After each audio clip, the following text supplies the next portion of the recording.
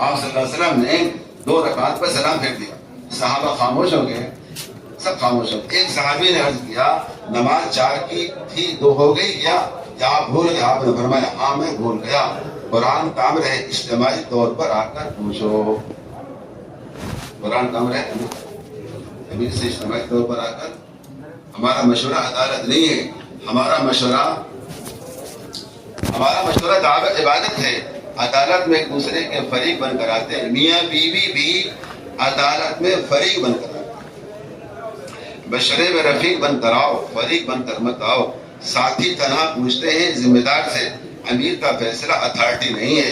نبوت میں مشورے سے فیصلے ہوتے ہیں، حکومت میں اتھارٹی بنی ہوئی۔ فیصلے کے بعد اپنی رائے کا اظہار کرنا امیر کے فیصلے کا انکار کرنا ہے۔ فیصلے کے بعد اپنی رائے کا اظہار کرنا امیر کے فیصلے کا انکار کرنا۔ بعض مرتبہ اپنے مشوروں کو اور اپنے فیصلوں کی قوت کو صرف آپ فرمائیں، اپنے مشوروں کو اور اپنے فیصلوں کی قوت کو صرف کام تک محدود رکھو۔ ذاتی معاملات کا کام کے ذمہ دار کا کوئی تعلق نہیں ہونا چاہیے۔ ذاتی معاملات کا کام کے ذمہ دار کا کوئی تعلق، وہ امیر کی قوت فیصلہ کو ذاتی کام میں استعمال کرنا چاہتے ہیں۔ جب تک مشورہ کام کے امور تک محدود رہے گا، کام ترقی کرتا رہے گا، ذاتی مسائل کا امیر صاحب کا قطعاً کوئی تعلق نہیں ہے۔ حضرت نے فرمایا کہ ذاتی معاملے میں استخارہ کرو، اگر عمرہ فریق بن جائیں گے تو ایک طبقہ ہم سے کٹ جائے گا، اگر عمرہ فریق بن جائیں گے تو ایک طبقہ ہم سے کٹ جائے گا۔ بعض امیروں میں بیماری دیکھی ہے، ذاتی کاموں میں دخیل ہو جاتے ہیں۔ آپ صلی اللہ علیہ وسلم سے ایک شخص نے کہا ہے بکری والے سے دام کم کرا دے۔ آپ صلی اللہ دونوں ہاتھ اوپر اٹھا لیا اور آپ پر فرمایا میں دام کم کرا کر اللہ کیا ظالم بن کر حاضر ہونا نہیں چاہتا۔ ایک صاحب نے حضرت کے پاس آئے، اپنی بیوی کا جھگڑا لے کر آئے۔ کہاں لے کر پہنچے بس بیوی جھگڑا؟ حضرت نے ان سے کہا، جب صحابہ آئے حضرت مغیث رضی اللہ عنہ کے بارے میں حضرت مغیث رضی اللہ عنہ کی بیوی حضرت بریرہ رضی اللہ عنہ، آپ نے بلا کر کہا کہ کیا خیال ہے مغیث کو قبول کرنے میں، تو وہ خاموش رہے۔ انہوں نے کہا یہ آپ کی رائے ہے، اگر یہ آپ کی رائے ہے تو مجھے مغیث کی حاجت نہیں۔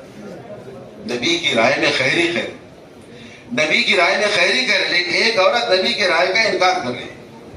میری درخواست ہے اپنے مشوروں کو کام کے لیے محدود رکھو۔ ایک کام ہے اور ایک انتظام ہے اور ایک ذاتی چیز ہے۔ کام کا مشورہ ہر ایمان والوں سے ہے، انتظام کا مشورہ اس سے متعلق لوگوں سے ہے۔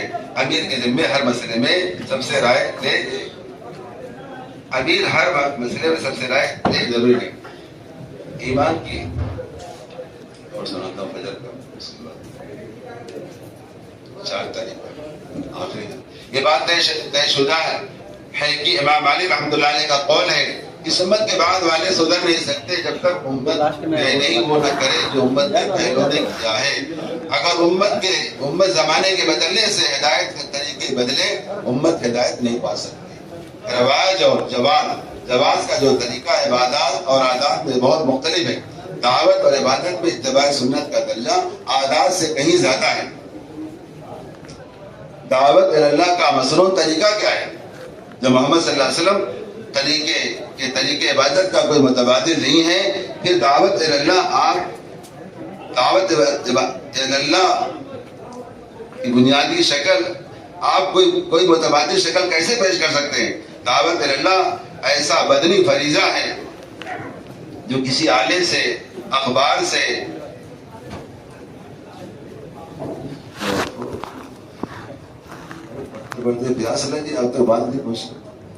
دعوت ایک ایسا بدنی فریضہ ہے جو کسی آلے سے، آلے سمجھتے ہیں نا، وہ آلہ کپڑا دھونے والا نہیں، آلات سے، اخبار سے یہ فریضہ ادا نہیں ہو سکتا۔ بدن کا استعمال فرض ہے۔ عوام اور خواص بڑی تیزی سے اس طرف گئے ہیں کہ دعوت کے فریضہ کا کوئی مخصوص طریقہ نہیں ہے۔ جو امت سے اجتماعی غلطی ہوئی ہے، امت دعوت کے فریضے ادا کرنے میں اپنے طریقے میں آزاد ہو گئی ہے۔ آلات میں اتنی ضد ہے موبائل کی اتنی ضد ہے, اتنی اس میں تشدد ہے, یہ بات کہی جا رہی ہے. لوگوں تک دین کا پیغام پہنچانے کے لیے رواج اور آلات میں اپنے اتنے آگے پہنچ گئے ہیں کہ مسئلہ پیش آئے نماز کا, اس وقت محدود وقت تاخیر نماز کو ضائع کر دے گی. اس کے ادا کرنے کا وقت متعین ہے, اس کا ادا کرنے کی جگہ متعین ہے. لوگوں کو نماز کے لیے جمع کیا جائے. حضرت بلال ایک ایک گھر جاتے نماز کے لیے گشت ہوتا تھا. منافقین کی مجال نہ تھی نماز چھوڑ دیں. 5 نمازوں کے لیے گشت ہے. گشت کا مقصد امت کو فرائض پر جمع کرنا ہے. گشت کا مقصد امت کو فرائض پر جمع کرنا ہے. ایک آدمی پہلے آ جاتا تھا, وہ آخر میں آنے والے کا انتظار کرتا تھا. ہمارے پاس لوگوں تک بات کے پہنچانے کا مروجہ ذرائع ہیں جن کے دماغوں پر یہود و نصارہ کے طریقے ایسے اس پر نقوش چھا چکے ہیں جو اس طریقے کے داعی بھی ہیں اور عادی بھی ہیں. صحابہ نے عرض کیا ہم کسی تقریب پر جمع کرنے کے لیے, شادیوں پر جمع کرنے کے لیے سارنگی وغیرہ کا استعمال کرتے ہیں. آپ صلی اللہ علیہ وسلم نے یہ طریقہ رد کیا, ڈھول کا طریقہ رد کیا. یہ یہود کا طریقہ ہے. حضرت تھانوی رحمۃ اللہ علیہ کا واقعہ سنایا. ان سے کہا گیا آج کل ریڈیو پر قرآن نشر ہو رہا ہے. آپ نے فرمایا انہیں جتنی نفرت انگریز سے تھی اتنی انگریز کی ہر چیز سے نفرت تھی. انہوں نے رحمۃ اللہ علیہ واقعہ سنایا کہ ایک صاحب نے انگلینڈ کا کپڑا پیش کیا, حضرت نے اس کا امامہ بنا لیا. حضرت مدنی رحمۃ اللہ علیہ کی نظر پڑی امامے پر. کہنے لگے مولوی مولانا الیاس صاحب تم نے انگریز کو سر پر بٹھا لیا ہے. ایک کپڑا انگریز کا آ گیا تو اس سے اتنی نفرت. اس زمانے کے یعنی متقی اور علماء غیروں کے طریقوں پر شکلوں سے اس سے نفرت تھی. ان کے جائز طریقوں سے نفرت کرتے تھے. یہ امامہ برطانیہ کا بنا ہوا تھا. حضرت نے معذرت کی اور فوراً اس کو اتار دیا. گناہ سے نفرت کرنا ایمان کی سب سے کمزور درجے کی ایمان کی علامت ہے.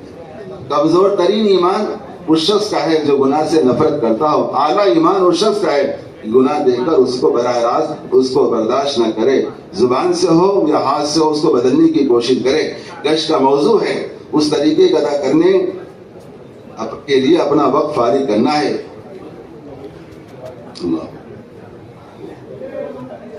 امام بخاری رحمۃ اللہ علیہ کا مذہب ایمان میں ذاتی ہوتی ہے. امام العلماء حضرت معاذ بن جبل رضی اللہ عنہ کا طریقہ آپ نے نقل کیا ہے. آپ لوگوں کو آمادہ کریں ایمان کے حلقوں پر اپنے ایمان میں کمال پیدا کرنے کے لیے. آپ لوگوں کو آمادہ کریں ایمان کے حلقوں پر ایمان کے کمال پیدا کرنے کے لیے. عمر رضی اللہ عنہ ایک ایک کا دو کا ہاتھ پکڑ کر لاتے تھے تاکہ میرے ایمان میں زیادتی پیدا ہو. یہ عمر رضی اللہ عنہ کا قول ہے. قرآن میں ایمان کے بڑھنے کے لوگوں کو اللہ کی یاد دلانا بتلایا ہے.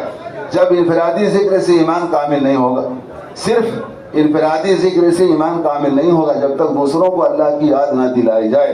دوسروں کو قرآن پڑھ کر سنانا دونوں لفظ متعدی ہیں. تولیت اور ذکر اللہ دونوں کا بیان کیا.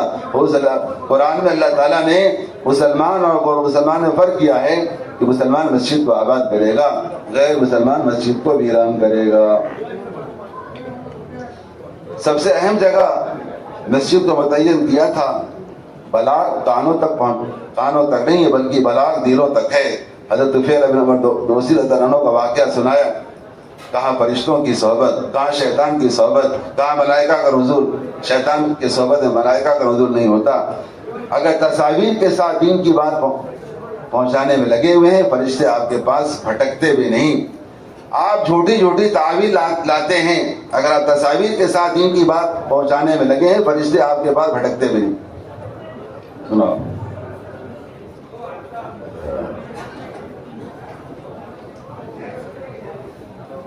آدمی کوئی غلطی کرے اس کی غلطی کو حدیث پر رکھ کر دیکھ لینا. اگر حدیث میں نہیں ہے پھر اس کے فتوے کو قبول نہ کرنا. آدمی کوئی غلطی کرے اس کی غلطی کو حدیث پر رکھ کر دیکھ لینا. اگر حدیث میں نہیں ہے تو پھر اس کے فتوے کو قبول. حضرت عیسیٰ علیہ السلام کو حکم ہوا, ابھی سنا رہے تھے, بنی اسرائیل کو بیت المقدس میں جمع کریں. تبلیغ کے دو رخ ہیں، ایک فرض عین ہے، ایک فرض کفایہ۔ علماء کہتے ہیں یعنی مفتی بننا، محدث بننا یہ فرض عین نہیں ہے۔ لوگوں کو بھلائی کی طرف بلانا، برائی سے روکنا ہر مسلمان کی ذمہ فرض عین ہے۔ تدریس، تعلیم، قضاء، تعلیف یہ سب فرض کفایہ ہیں۔ لوگوں کو مسجد میں جمع کر کے بات کرنی اس زمانے میں تعلیم کے ضائع ہونے کی وجہ یہی ہے۔ وہ اعجاز صاحب فرماتے ہیں ایک حادثہ ہے کہ مسائل کی تعلیم مسجد سے ختم ہو گئی۔ مشرکین اور مسلمان میں جو فرق کرنے والی چیز ہے وہ مسجد کو آباد کرنا ہے۔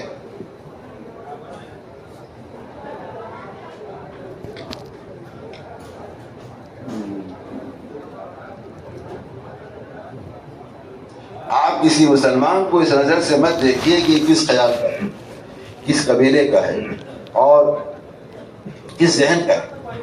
امت کو ذبح کرنے کے لیے کافی ہے کہ آپ مسلمان سے پوچھیے کہ آپ کس ذہن کے ہیں، آپ کس خیال کے ہیں۔ جماعت تفریق کا لفظ ہے، اجتماعیت کا نہیں ہے۔ امت کے درمیان یہ طبقاتی فرق کو ختم کرنے کو امت کہتے ہیں۔ گشت کرنے والے کہتے ہیں آپ کس طرف گشت کرنے والے کہتے ہیں کس طرف گشت کرنا ہے، آپ کس خیال کے ہیں، یہ سوال کرنا حرام ہے۔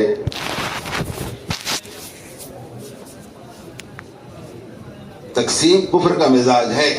عامر بن طفیل کا واقعہ سنا، یہ بیماری مسلمانوں میں پیدا ہو گئی، یہ خالص کفر کا مزاج ہے کہ آپ ہمارا مطالبہ کر دیجئے، آپ ہمارا مطالبہ پورا کر دیجئے، پھر آپ کا علاقہ ایک اور میرا علاقہ ایک، یہ مطالبہ بالکل کفر کا ہے۔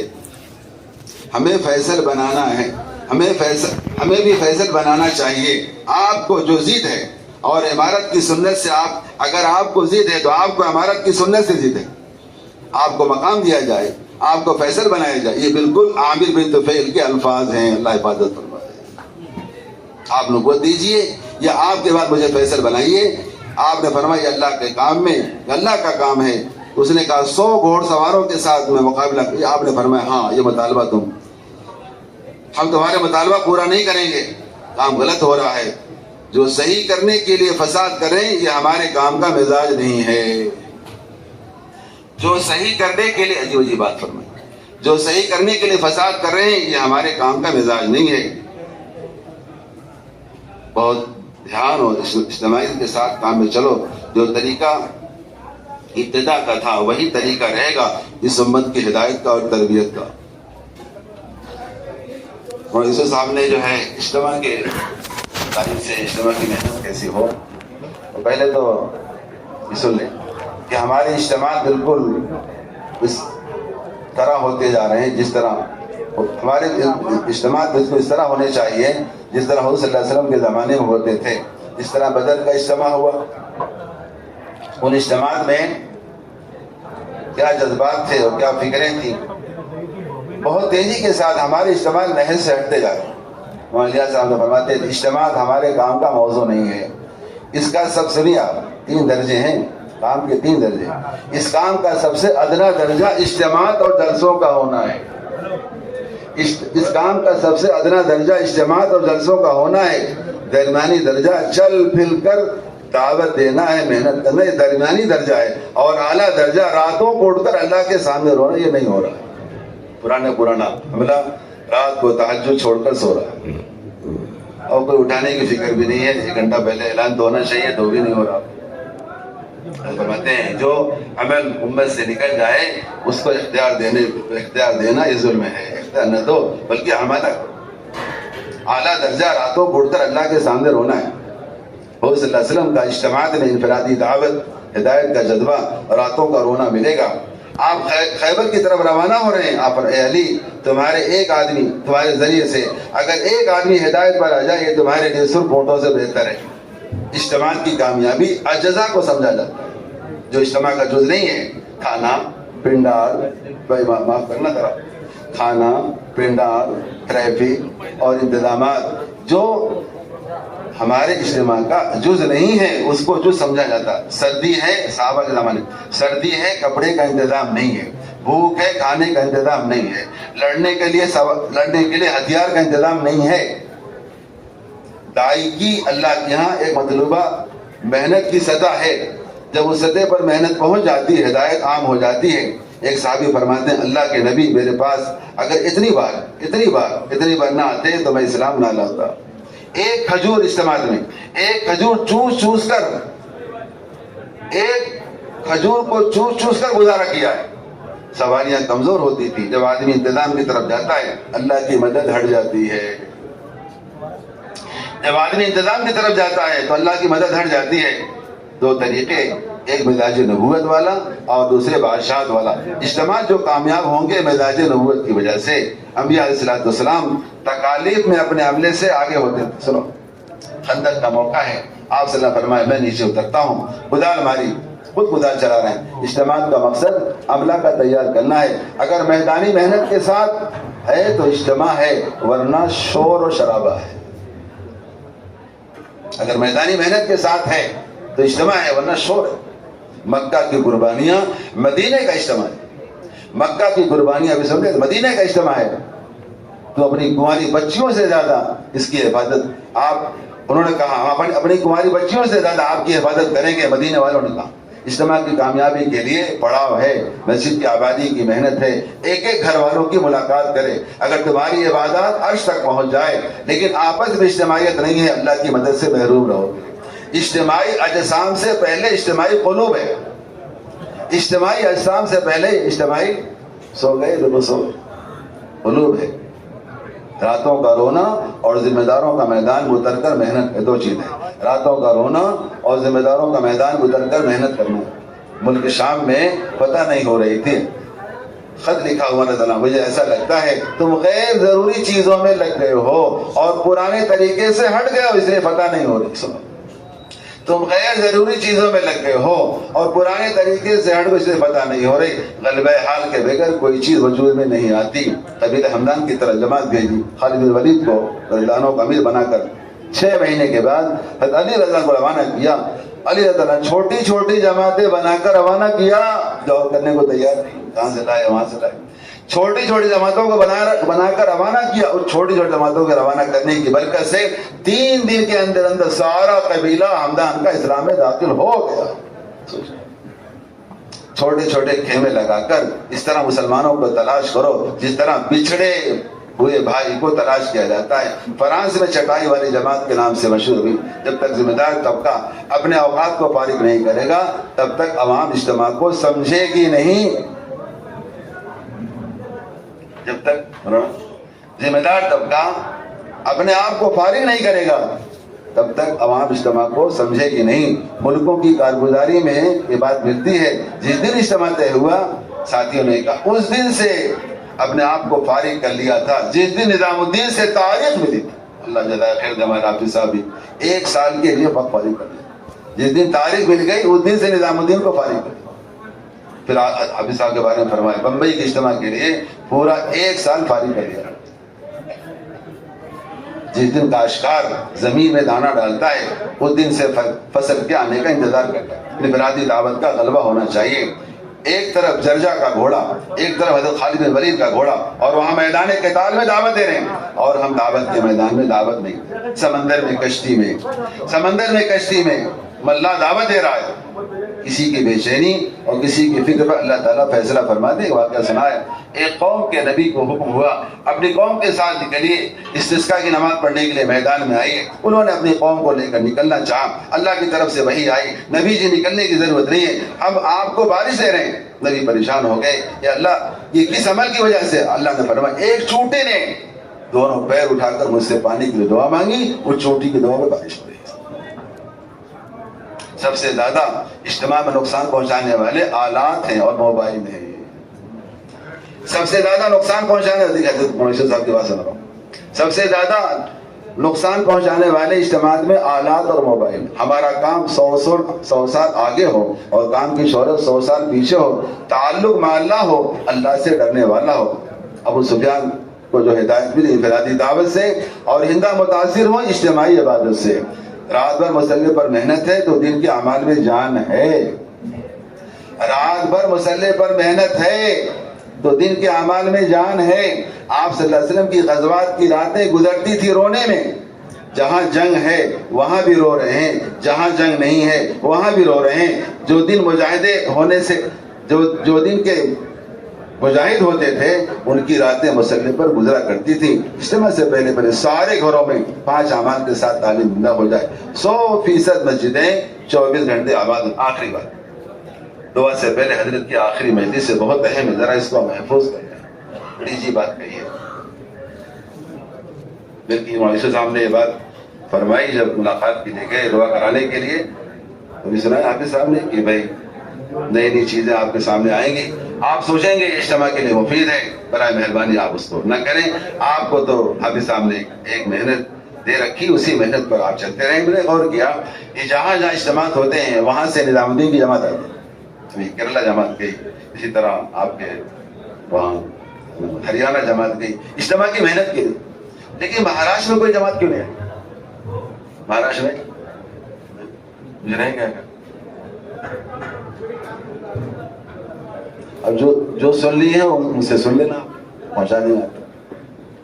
کیا فرمائیں کہ ہمارے پاس کوئی اجتماع کی جماعت نہیں آئی, اس کا مطلب آپ کو محنت دی گئی ہے, آپ اسی پہ کریں. حضرت تشریف لائے, بہت زیادہ بوجھ تھا طبیعت پر, بیمار بھی تھے وہ, اور یہ بہت سارے کارگزاریاں ہماری جو پہنچتی ہیں, خادم نے کہا وہ کارگزاریاں حضرت کی رات کی نیند کو حرام کر دیتی ہیں. بڑا بوجھ تھا. اس میں آتے ہی محمد صاحب نے, حضرت محمد صاحب ہمارے امیر صاحب نے کارگزاری سنائی اپنے صوبے کی. 5 مہینے کی جماعت, چلے کی جماعت, مستورات کی جماعت نکلی. تو حضرت بنوے تو حافظ صاحب کی محنت کی قربانی کا نتیجہ ہے. پھر دوسری بات فرمائی, حافظ صاحب ایسے شخص تھے جو متحرک نہیں تھے, محرک تھے. متحرک ہونا تو آسان ہے, محرک ہونا مشکل. میں تو غور کر رہا تھا کہ ہم حافظ صاحب پورے صوبے کے اعتبار سے محرک تھے, ہم اپنی چھوٹی جماعت کے 5 آدمیوں کے اعتبار سے محرک نہیں تھے. اللہ ہمارے قصوروں کو معاف فرمائے. آخری مجلس دعا سے پہلے, بعض لوگوں کو شیطان حق پر قائم کرنے کے لیے انہیں احتجاج پر ڈال دیتا ہے. نظام الدین آتے ہیں اور کہتے ہیں ہم کام کو چاہتے ہیں, اور ان کے مطالبے اور ان کا اصرار, ان کی ضد ہوتی ہے.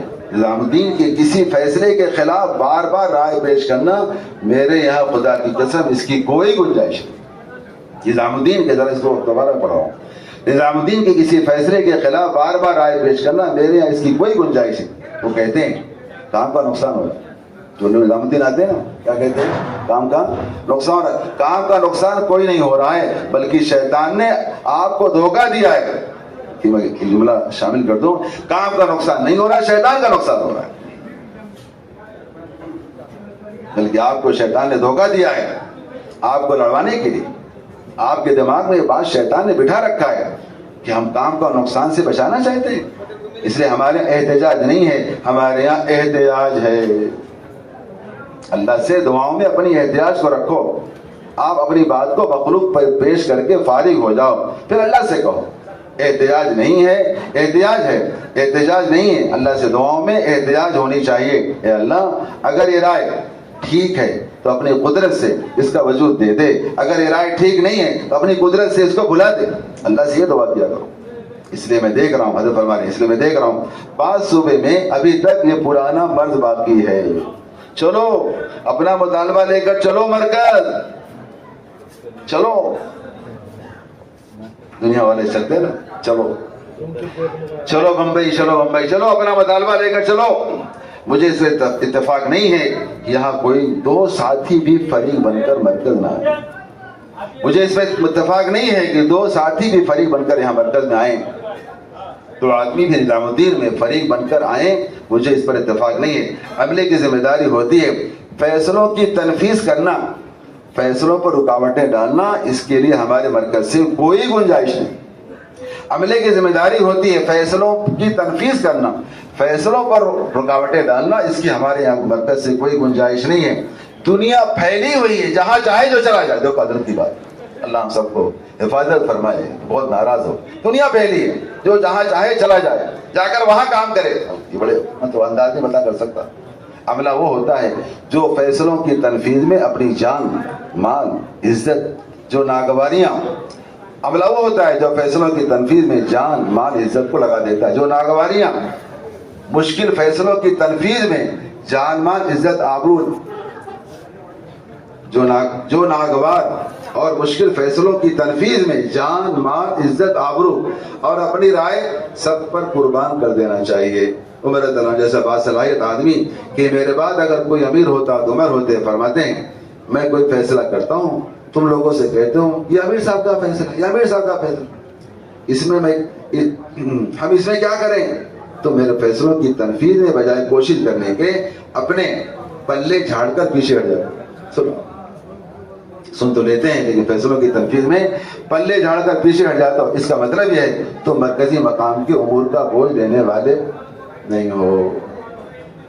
تمہیں چاہیے اپنی بصیرت کے ساتھ، عقیدت کے ساتھ، محبت کے ساتھ فیصلوں کی تنفیذ کرو، مخلوق کے ساتھ خوشامد کرو اور اللہ سے دعا کرو۔ مخلوق سے منوانے کے لیے دو راستے ہیں، ایک مخلوق سے خوشامد اور ایک اللہ سے دعا، خالق کے ساتھ دعا۔ میں سمجھتا ہوں کام کے امور کو متاثر کرنے والی صرف ایک چیز، یہاں کوئی صوبہ یا ملک کوئی شکایت لے کر آئے، یہی ایک چیز ہے، یہ مطالبہ لے کر آئے، یہ سب سے زیادہ کام سے متاثر کرنے والی چیز اور دعوت کے امور کو ضائع کرنے والی۔ کوئی صوبہ، کوئی ملک کوئی شکایت لے کر نظام الدین آئے، مطالبہ لے کر آئے، یہ سب سے زیادہ کام کو متاثر کرنے والی چیز ہے اور دعوت کے امور کو ضائع کرنے والی۔ یہ اللہ کا کام ہے، اللہ اپنے کام کے محافظ ہیں۔ یہ شیطان کا دھوکہ ہے کہ فلاں صاحب سے کام کا نقصان پہنچ رہا ہے، اس لیے ان کو ہٹا دیا جائے۔ یہ خالص شیطان کا دھوکہ ہے۔ یہ بات جب پیدا ہوتی ہے، جب آدمی کے اندر تکبر اور کبر پیدا ہو جائے، پھر بات پیدا ہوتی ہے اس سے کام کا نقصان ہو رہا ہے۔ اس لیے بات ذہن میں رکھیں، یہاں آئیں رفیع بن کر، فریق بن کر، ہمارے یہاں ہرگز نہ آئیں۔ سنو، یہاں آئیں تو کیا بن کر آئیں؟ رفیق بن کر آئیں، فریق بن کر۔ یہ بات پورا ملک نوٹ کر لے، پورا عالم نوٹ کر لے، کوئی صوبہ کوئی ملک یہاں براہ راست کوئی مسئلہ لے کر نہ آئے جب تک کہ اپنی بات اپنے امیر کے سامنے بالکل ڈائریکٹ نہ جگہ۔ سنو، کوئی گنجائش ہی نہیں ہے، کوئی گنجائش نہیں ہے، سن لیں، پورا ملک نوٹ کر لے، کوئی صوبہ کوئی ملک یہاں براہ راست کوئی مسئلہ لے کر نہ آئے جب تک اپنی بات اپنے امیر کے سامنے پیش نہ کر لے، اور یہاں امور امیر پیش کرے، اور یہاں امور امیر پیش کرے، یہاں بات کوئی یہاں بات کون پیش کرے گا؟ امیر پیش کرے گا، امیر پیش کرے گا۔ اگر امیر صاحب 10 سال